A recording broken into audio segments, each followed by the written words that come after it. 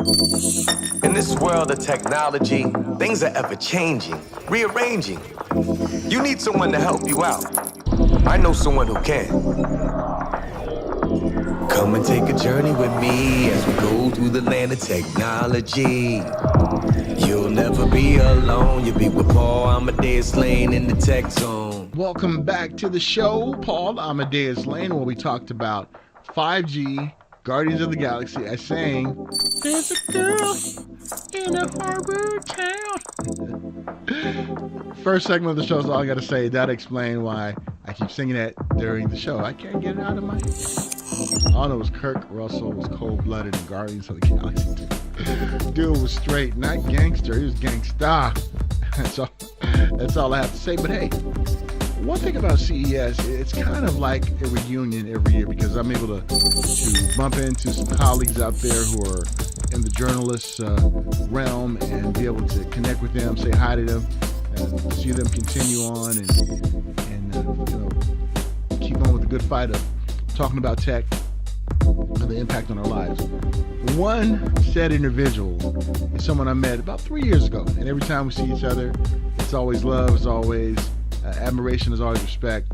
Perry Carter from BD. I know I'm gonna mess it up, but hey, here's Perry Carter right here. Perry Carter was the publisher of bdpatoday. Perry, what's going on, man? Paul, how you doing, sir?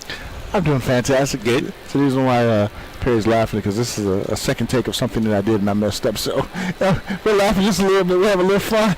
But Perry, let's talk about being here at CES 2019 and what's been the impact that you were leaving this with.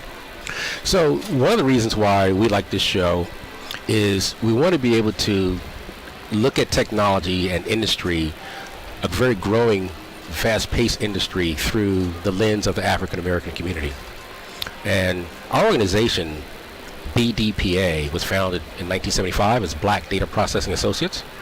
So nowadays, we're processing data, but a lot of data. And people walk up and say, hey, what's BDPA?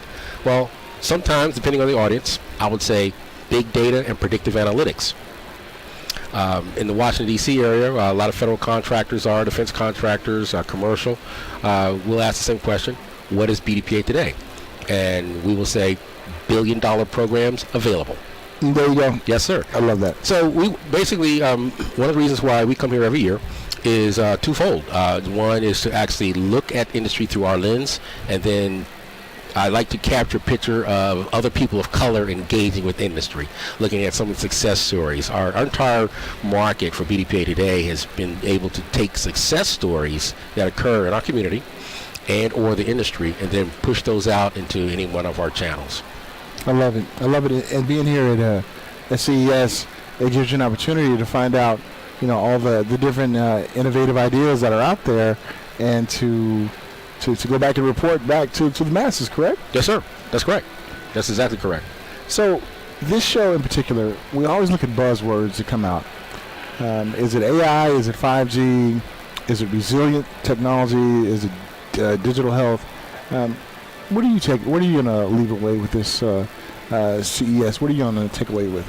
So the answer to your first question is probably a resounding yes. And to go back to our roots, data processing, zeros and ones. Only right now, we need to help our community embrace the technologies, and like you alluded to, all the vertical markets. So there's going to be new technology in health. There's going to be new technology in transportation, new technology in manufacturing. And you and I, before the show, we were talking about agriculture and one of the corporations that we have on the floor today. There's technology in agriculture. So whatever field young men and women are interested in right now, there's going to be different levels and different maturity for technology as it progresses. That is so true. And, when we look at, especially in our community, jobs are not as plentiful as in other communities. And I remember being at the Black Enterprise Tech Connect Summit a few years ago. I moderated a panel, and we were talking about robotics. And a lot of people were like, well, these are going to take jobs away from ones who need them, like automated McDonald's. In Arizona they have now. And one of the engineers who was African-American, he said, think of it this way. You don't want the job working at McDonald's. You want the job programming vet robotics. That's the job you want to have. And helping our community to see that shifting towards STEM education and making sure that we're not falling behind, not only in this country but in the world, is something that we really need to highlight when it comes to education. Is that what you feel about STEM education? Absolutely. In fact, our focus is we're the T in STEM, technology. But you're correct. For example, you take the McDonald's. When you walk into the McDonald's, even here in Las Vegas, you walk right into most McDonald's now, you have a screen. So you place your order through a touch screen. And again, so where will the jobs be in the future? You mentioned robotics, you mentioned drones. There are now services and apps where you can order food, have food delivered to you where you are. So when you and I come back here 10 years from now, we'll probably have all these food apps on our phone. It'll be artificial intelligence. It'll know what we eat, what we like.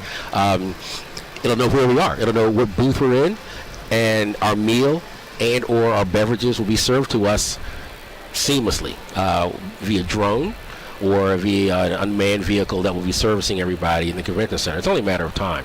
But to your point, we want to encourage young men and women, like McDonald's is one of our corporate sponsors, and Chicago chapter is one of our largest chapters that we've had over several years.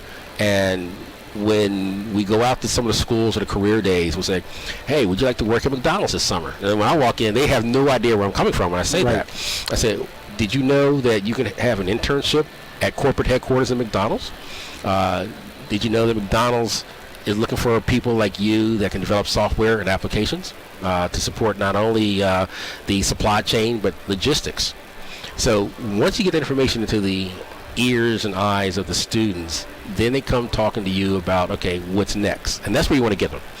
That's true. You want to get them to say what's next in this industry. But to your point, those are the careers we want young men and women to understand, that robotics is really not going to replace all of the jobs we have right now. You still need to have the maintenance and repair of the MRO aspect of robotics. We're going to need drone recovery services. Every once in a while, a drone may fall out of the sky into a lake nearby. So are there companies now that know how to go and retrieve them? So there's a whole new industries will be created. I tell people almost like years ago when we had Ma Bell, when the operators used to, you had an operator, you would dial 0, and they would connect wires back and forth to switchboards. That doesn't exist anymore. That's true. And similar to AT&T's name, people will sometimes talk to us about our brand name. Well, what's BDPA? I said, well, we rebranded, just like AT&T. I said, I mean, we don't use the telegraph anymore, and we don't use, well, some people use telephones, but most of us now use mobile devices. That's true. So it is a transition. Now we want to make sure that we are basically helping our community make the transition in any career path they seek. Makes sense, my friend, and you're doing a fantastic job. And for ones out there who would like to find out more information about BDPA, yes, sir. How can they do so? So we have several avenues, but the easiest one is our national website, bdpatoday.org. And then for the publication, you have bdpatoday.com. We have other social media channels that can be accessible through bdpatoday.com. And we do have a national conference coming up this year, August 1st to 3rd in Atlanta. And that information is also going to be available on the national website. Awesome. Well, Perry, continue to do the great job that you're doing. Yes, sir. When it comes to educating, when it comes to innovating, and just being that voice out there for a community that's underrepresented in a lot of fields, and we need to help try to bridge that gap, because there's a lot of things going to happen in the next 10 years when it comes to innovation and robotics and artificial intelligence. We haven't even talked about autonomous vehicles going to level 5 in less than 10 years. So that's another thing, but we're definitely looking forward to finding out more about what technology we have to look forward to, and other things as well. But Perry, great catching up. It's always great seeing you at CES. It is, Paul. Likewise. We always get running into each other and have a good time. But we'll talk later on in the year on the show too. Absolutely. Thank you so much, Paul. That was the one and only Perry Carter. I love always catching up with Perry at CES and just talking with him and finding out what he's doing. And yes, I always mess up the name of his company, his organization, BDPA. Look at my notes. I did it. Perry, I did it. I didn't mess up. Make sure you connect with them and follow them. Really, really great organization out there. All right, last segment of the show coming back. Hope you come back. We'll be back here on the Tech Zone. Paul Amadeus Lane. Tech Zone. In this world of technology, things are ever changing, rearranging. You need someone to help you out. I know someone who can. Come and take a journey with me as we go through the land of technology. You'll never be alone. You'll be with Paul Amadeus Lane in the Tech Zone.